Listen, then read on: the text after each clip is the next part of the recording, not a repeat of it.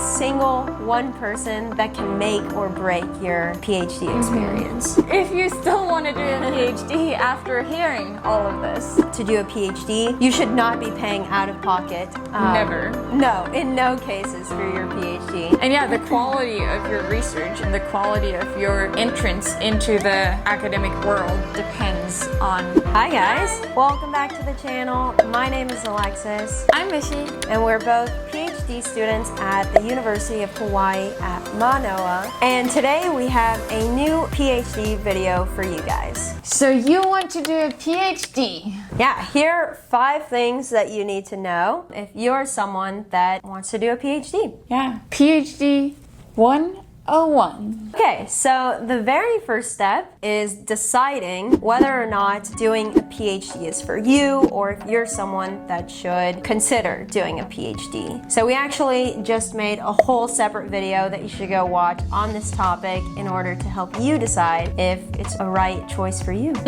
Yeah, because a PhD is not for everyone. Yeah, and we can't say for certain whether or not it's like a good choice for you, so go watch the video and hopefully that helps you make your decision. Yeah, and let us know what you think. But let's say you watch that and you're like, yes, doing a PhD is totally for me. I'm ready for the next steps. What do I do? Okay, so step 2, once you've made the decision that you want to go, is to choose the right field or like discipline you'd like to study. Yeah, and I think this is very important and is often overlooked because the undergrad that you do has a certain name and you think this is your field, but actually those names aren't as like rigid, unified, maybe. Yeah, as you would think. So I studied, let's say, English linguistics. Now I'm a PhD student in something called second language studies, and I would have been just as happy in something called applied linguistics and so on. So there's lots of different names. Yeah. And you should be researching what your field of interest could be called. Yeah, what it falls under. So for example, let's say you're interested in marine biology. You can apply to marine biology programs, but you'll probably also find marine ecology programs, zoology programs, biological oceanography programs, and maybe your research question or topic is possible in any of these fields. Yeah. So keep that in mind when you're applying. And you don't have to apply to only one kind of program. You can apply to a mix of different ones depending on the certain department or project that you're looking to do. Right. Yeah, so this is a really important one. And I think one of the pointers that could help you is looking at the prerequisites that you need for the program. Yeah, and as long as you meet those like basic core classes that they wanted you to take, then oftentimes, even if that isn't directly what you did in undergrad, you're like qualified enough to do that in grad school. Because you're going to cover all of the things that you need to know for your PhD in the first few years, so you can transition from like one field to another as long as they overlap enough. Right. Like maybe me switching into second language studies would be pretty hard. You switching into oceanography would be pretty hard. But like within those giant fields of like biology or language studies. Yeah, it is possible to go a few different routes. Right. Note though that the classes that you just talked about are only at US universities. Oh, the course requirements and stuff? No, the classes that you take in the beginning. Oh, gotcha. So maybe they have more strict prerequisites than other ones? I don't even know exactly if that's what it's like or if you just apply like for a job application. Yeah. And then they pick you based on your skills. But interesting. Okay. Yeah. I mean, this video is mostly about PhDs in the United States because that's what we know best. All right. So once you've like settled on a general field, you don't have to have your specific topic at this moment. That's okay because that will come later. But just a general idea of what direction you want to go. You can start looking at departments, universities, like labs and advisors that do work in those areas. And ideally, you want to do enough research that you're you're picking like a pretty high quality program that is like well known for doing that kind of research and isn't just like a random tiny university somewhere. Right. Yeah. And you want to pick a few different ones to choose from. Exactly. Yeah, you want to have some options, maybe like some safety schools that have higher acceptance rates, and then some of the like the best of the best schools. Right. For that. And this step also is so important because you don't really realize how important your choice of advisor is, how important your choice of department is. Yeah. Because it's not just like an undergraduate program where you go through classes, each with a different professor, and then you write a little thing at the end and you're done. This will be mostly you working with your advisor on this one topic for 7 years or so. Yeah, and you're always like surrounded around the same people. It's not like undergrad where you mix with the whole university. Right. Like here, you kind of only know your department and maybe like the students that do work very similar to you. Yeah, 2 or 3 students maybe, 4. Yeah, so like the culture of that department, of that like research group is going to be super important. Because you're going to be there for the next 5 to 7 years. Right. And yeah, even more important than that, like we mentioned, is your relationship with your advisor and making sure that you're choosing the right advisor, because they're like the single one person that can shape or like that can make or break your PhD experience. So you want to make sure that you're choosing someone that you can work with. Right. And yeah, the quality of your research and the quality of your entrance into the academic world depends on your advisor, maybe the department and its offerings. Yeah, that's going to be everyone's like first impression when they see that you got a PhD from there. Who you worked with, who you know, where you came from is going to be everything. Right. And obviously, location is also pretty important, because even though you may be able to move in like your last year or maybe last year and a half while you're just writing, you're mostly going to be staying at this place for a very long time. You're going to be living at this place for a very long time. Yeah, and you want to make sure it's a place that you're like happy in. So consider that too. Yeah. Yeah. Okay, next thing to consider. Funding. So advisor and funding, I think, are the most important things for applying, and like your experience in grad school can be very different depending on advisor and funding. And it's also important to note that when you're thinking about going to do a PhD, you should not be paying out of pocket. Never. No, in no cases for your PhD. You should be getting paid a PhD salary or like a stipend in return for doing your PhD work. That's how it usually works. Well, or in return for doing teaching. Yeah. Getting paid to do your PhD, basically. And usually that's around 20K to 45K, depending on the department that you're in. And yeah, funding can look like a few different things. It can be associated or through your university, maybe your lab or your advisor. There's some sort of grant that you can get paid from. And it can also be external. Right. So this can be more like the NSF GRFP, Fulbright, Ford Foundation, different external things that are not related to your university or lab. And you also recorded a video on how to apply for the NSF GRFP, right? Yeah, I did. So if you're interested in that, you can take a look at that video. It'll be linked up there. What I think is really important to say is that applying for funding takes an incredible amount of time out of your PhD. Definitely. So ideally, you don't want to be applying for something every year or multiple things every year. Yeah. Some options are, if it's through your university, it would be something like a TA-ship. So you would be teaching 20 hours a week and you'd be getting paid for that. And you usually get a tuition waiver with that. Same if you do research, that's called a RA-ship. So if you do some research in addition to your own research for your professor or for a different professor, that's an RA-ship. There's other GA-ships. Yeah, different types. Yeah, where you just do work that the university needs. And your department could even have fellowships where they offer you money without you needing to do any work. Yeah, and these are really nice because sometimes they're like higher paying. They offer you more flexibility of just doing your research. Yeah. So those fellowships can be really nice. And there's also like smaller scholarships that you could apply for. Right. That can maybe cover some like travel cost or maybe some project costs for doing a portion of your work.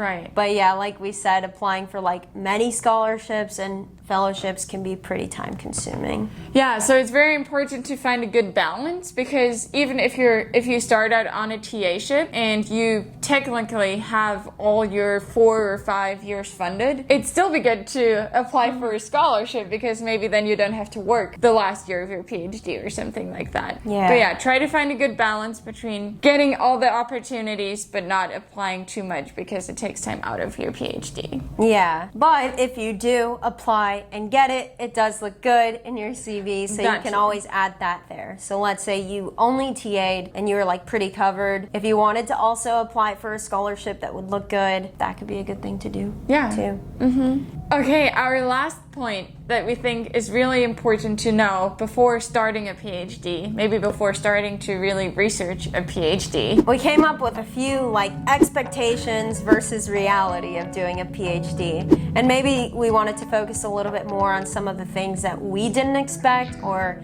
couldn't have possibly known before getting into it, what being a PhD student would be like. Yeah, so this is the real life of a PhD student. Yeah, this is the reality.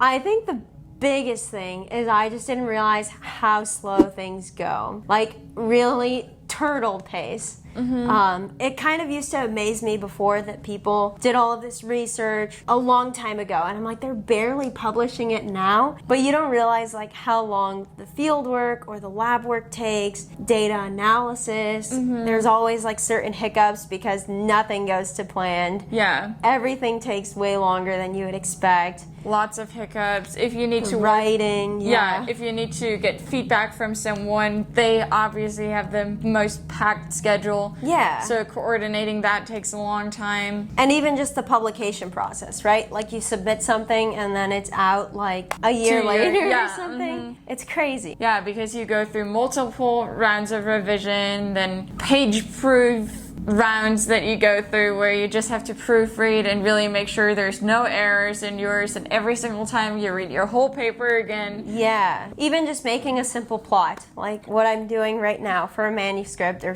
a plot that looks finalized. Like, that's so much tweaking and just so much time doing the smallest, doesn't even seem like important things. But Right. yeah, Yeah, everything and takes a long time. most of those things you're learning as you go, so you're not even as fast as you could be, because you're still figuring out how to code our scripts, or how to write a literature review, how to really do it right.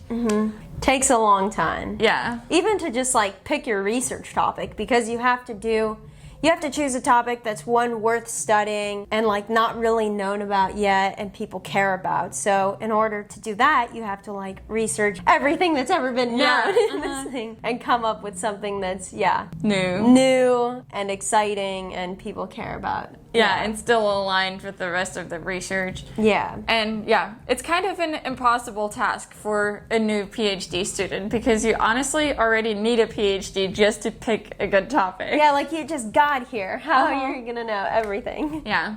So things take a long time, but people, or the people you work with, also know that they do. Yeah, definitely. Another reason, though, that we made its own point why a PhD takes a long time is because you don't only do your PhD work during your PhD. Yeah, you would think like as a PhD student, I work on my PhD research, but you actually do a lot of other things. And I think a lot of it falls under like trying to look like a good member of your community and like doing some sort of servicing, whether it's like, I don't know, I know we get roles and like I'm in charge of coffee hour right now, even though that takes up so much of my time per week. Right. Sometimes you're on committees, things like that. And all of Student these government things, positions. yeah, all of these things that they say that you should do because it looks good on your CV. But in reality, it does take time away from your own PhD. Yeah, all of it is just to prepare you to be a good member of the academic community. Yeah, that's true. To be a true. good professor. Yeah, and I'm not saying it's not important.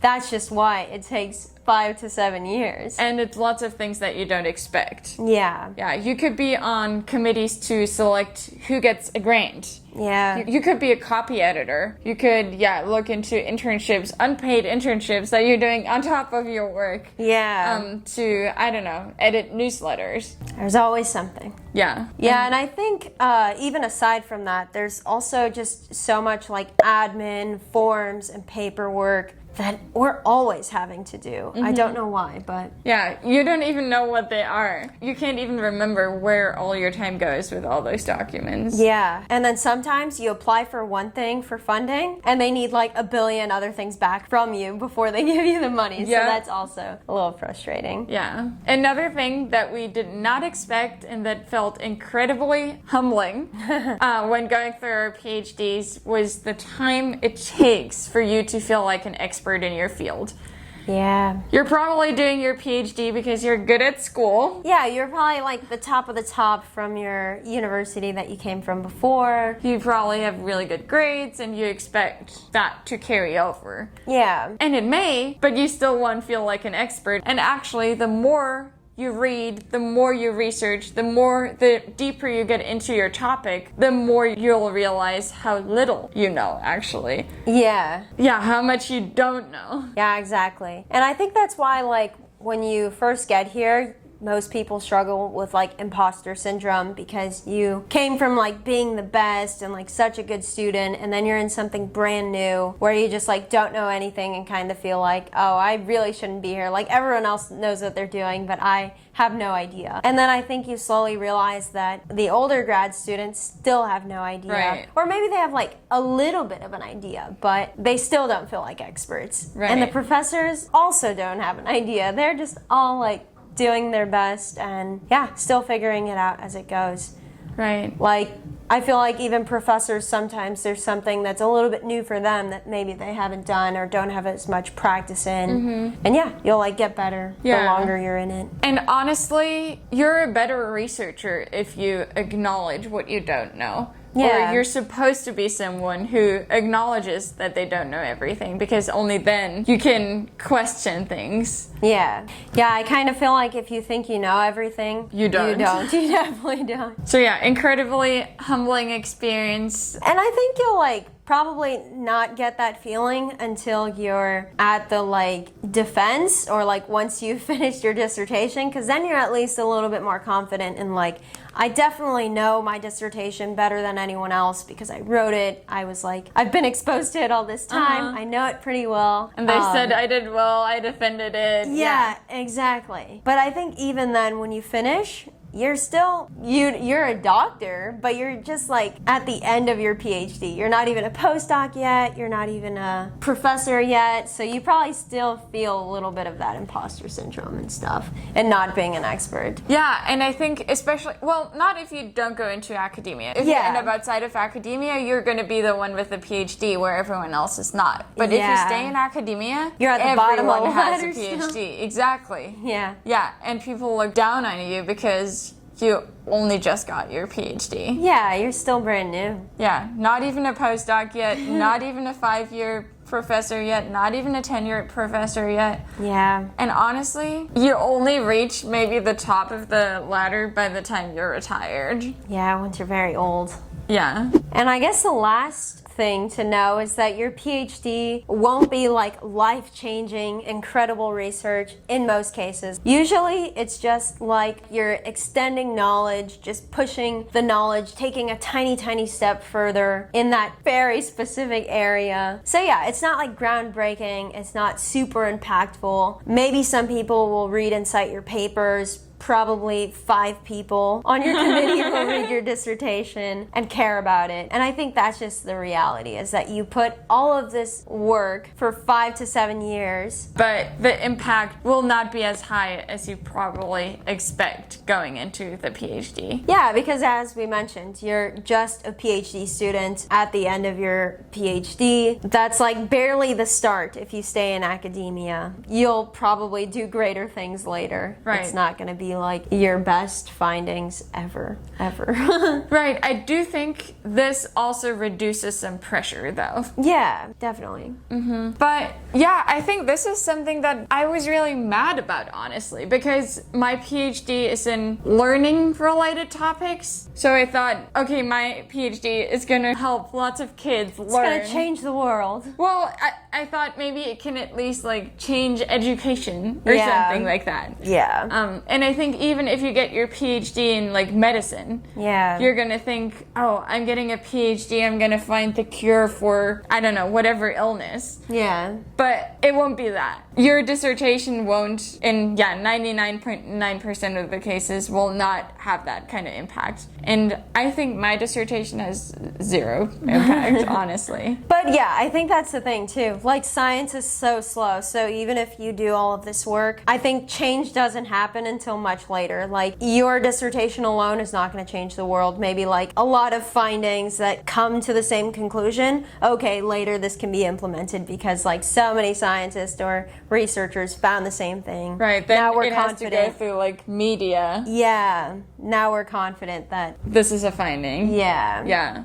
But then I think even oftentimes like finding in research in sciences don't even make it because no one heard about them. Like I think the Oculus glasses, what are they called? VR glasses, VR headsets, were actually invented like so many years ago. Yeah, I think that's how it goes. And I took like a computer science class about VR programming, and it was like a joke how Facebook paid so much money for the Oculus because actually that was like 50-year-old research or something like that. Yeah. I don't know exactly how long ago it was made. But yeah, it just takes because it's found so much time. It does not mean it makes it to the masses. Yeah. And usually you won't have the time to bring it there either. Yeah. So yeah, really not as impactful as you think. As you would hope. But that's not the point of it. No. Yeah. So yeah, guys, if you still want to do a PhD after hearing all of this, I don't know, then do a PhD. So yeah, that's just like the 101, what we felt was important to share with someone